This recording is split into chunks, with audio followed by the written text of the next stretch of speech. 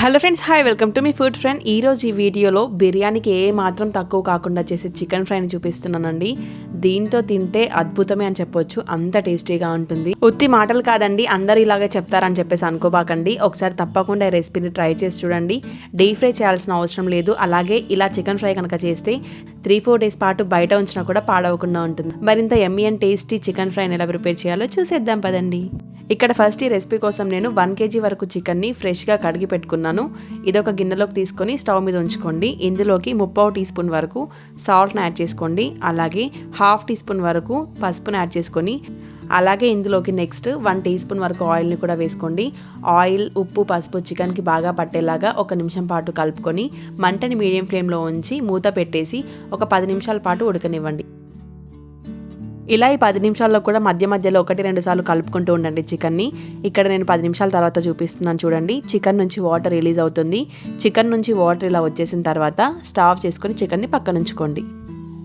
Next stove మీద అడుగు మందంగా ఉన్న వెడల్పాటి కడాయి తీసుకొని అందులోకి 1/3 కప్పు వరకు ఆయిల్ని వేసుకోండి. అలాగే గ్లాసులలో చెప్పాలంటే 1 టీ గ్లాస్ వరకు యాడ్ చేసుకుంటే సరిపోతుంది. ఈ ఆయిల్ కొద్దిగా వేడెక్కిన తర్వాత ఇందులోకి 1/2 టీ స్పూన్ వరకు జీలకర్రను యాడ్ చేసుకోండి.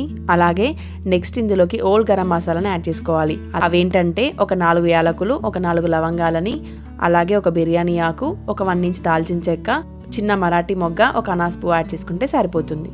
ఈ మసాలా కొద్దిగా వేగిన తర్వాత ఇందులోకి సన్నగా కట్ చేసి పెట్టుకున్న 3-4 పచ్చిమిర్చి ముక్కలను యాడ్ చేసుకోండి. దాంతోపాటే 2 టేబుల్ స్పూన్ల వరకు వెల్లుల్లిని కచ్చాపచ్చగా దంచుకొని వేసుకోండి. ఈ పచ్చిమిర్చి, వెల్లుల్లి బాగా వేగిన తర్వాత ఇందులోకి సన్నగా కట్ చేసి పెట్టుకున్న 3 మీడియం సైజ్ ఆనియన్ ముక్కలను యాడ్ చేస్తున్నాను. మంటని మీడియం ఫ్లేమ్లో ఉంచుకొని ఈ ఆనియన్స్ బాగా సాఫ్ట్గా కుక్ అయ్యేంత వరకు ఫ్రై చేసుకోవాలండి కలుపుకుంటూ. ఆ తర్వాత ఇందులోకి 1/2 టీ స్పూన్ వరకు పసుపుని, అలాగే 1 టేబుల్ స్పూన్ వరకు అల్లం వెల్లుల్లి పేస్ట్ని యాడ్ చేయండి. దీంతో పాటే కొద్దిగంత కరివేపాకును కూడా వేసుకొని మంటని మీడియం ఫ్లేమ్లో ఉంచి అల్లం వెల్లుల్లి పేస్ట్ పచ్చివాసన పోయేంత వరకు కలుపుకోవాలి. ఇలా ఒక 2-3 నిమిషాల పాటు కలుపుకున్న తర్వాత ఆనియన్స్ సాఫ్ట్ అవుతాయి. అలాగే అల్లం వెల్లుల్లి పేస్ట్ కూడా పచ్చివాసన పోయి మంచిగా వేగిపోతుంది. ఆ తర్వాత ఇందులోకి మనం కుక్ చేసి పెట్టుకున్న చికెన్ని యాడ్ చేసుకుందాం. ఇక్కడ చూపిస్తున్నాను చూడండి చికెన్ నుంచి ఎలా వాటర్ వచ్చాయో. ఇలా చేయడం వల్ల చికెన్ అనేది తొందరగా ఉడుకుతుంది.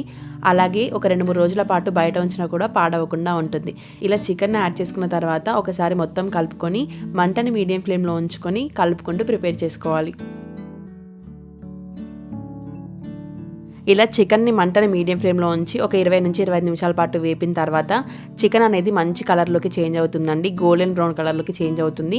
ఆనియన్స్ కూడా బాగా వేగిపోయి గోల్డెన్ కలర్కి చేంజ్ అవుతాయి. చూడండి ఇక్కడ చూపిస్తున్నాను. చికెన్, ఆనియన్స్ అనేవి ఇలా బాగా వేగిపోయిన తర్వాత ఇందులోకి నెక్స్ట్ మనం మసాలాలను యాడ్ చేసుకుందాం. చూడండి ఇక్కడ చూపిస్తున్నట్లుగా ఈ విధంగా చికెన్ ఉడికిన తర్వాత ఇందులోకి 3 టీ స్పూన్ల వరకు కారాన్ని యాడ్ చేసుకోండి. అలాగే టేస్ట్కి తగినంత సాల్ట్ని కూడా యాడ్ చేసుకోండి.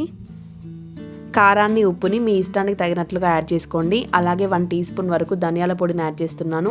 దీంతో పాటే 1/2 టీ స్పూన్ వరకు గరం మసాలాను కూడా యాడ్ చేసుకోండి. ఈ కారం, ఉప్పు, మసాలా చికెన్కి బాగా పట్టేలాగా 1 నిమిషం పాటు కలుపుకోండి. మసాలాలు యాడ్ చేసిన తర్వాత మంటని లో ఫ్లేమ్లోకి తగ్గించి కలుపుకుంటూ ఉండాలి. ఇలా ఒక 2-3 నిమిషాల పాటు బాగా కలుపుకుంటే సరిపోతుందండి.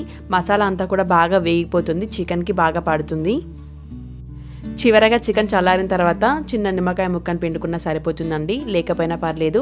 అలాగే కొద్దిగా కొత్తిమీరని చల్లుకొని సర్వ్ చేసుకుంటే సరిపోతుంది. ఇక్కడ చూడండి చికెన్ చూస్తుంటేనే చాలా టెంప్టింగ్గా ఉంది కదా, తింటే కూడా అంతే అద్భుతంగా ఉంటుంది. తప్పకుండా మీరు కూడా ట్రై చేయాల్సిన రెసిపీ. బ్యాచిలర్స్ అలాగే కొత్తగా వంట నేర్చుకునే వాళ్ళు కూడా చాలా సింపుల్గా ప్రిపేర్ చేసుకోవచ్చు. మరి ఈ రెసిపీని మీరు కూడా ఇంట్లో ట్రై చేస్తున్నారు కదా, ట్రై చేస్తే ఎలా వచ్చిందో నాతో కామెంట్ రూపంలో షేర్ చేసుకోవడం మాత్రం అస్సలు మర్చిపోవద్దు ఫ్రెండ్స్. మన ఛానల్లో పెట్టిన ప్రతి ఒక్క వీడియో అనేది చాలా కష్టపడి షూట్ చేశాను. మీ సపోర్ట్ నాకు ఎంతో అవసరం అండి. తప్పకుండా మన ఛానల్ని సబ్స్క్రైబ్ చేసుకోండి. అలాగే వీడియో నచ్చితే మాత్రం లైక్ చేయడం అస్సలు మర్చిపోవద్దు. ఇలాంటి మంచి మంచి వీడియోస్తో రోజు మీ ముందుకు వస్తాను. Thank you for watching. అలాగే పక్కనే ఉన్న బెల్ ఐకాన్ని కూడా ఆన్లో పెట్టుకోండి. Thank you.